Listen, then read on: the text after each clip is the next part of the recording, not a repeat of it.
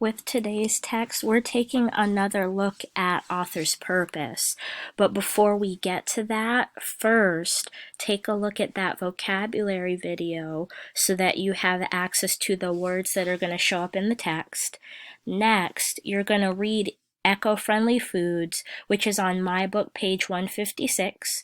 You can read this with someone at home, or you can read it with the video. Then take a look at the author's purpose pie chart. I'm going to pull that up for you. Your focus is going to be on the pie slices.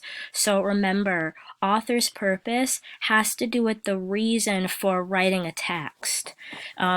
There's one of three reasons that the author wrote this text that you're going to read today. So you're either going to decide that a section of the text was written to persuade, get you to think or act in a certain way, or you're going to be thinking that a section of the text was written to inform you or share information about a topic. The third reason for writing could be to entertain, which is when authors write something for your enjoyment.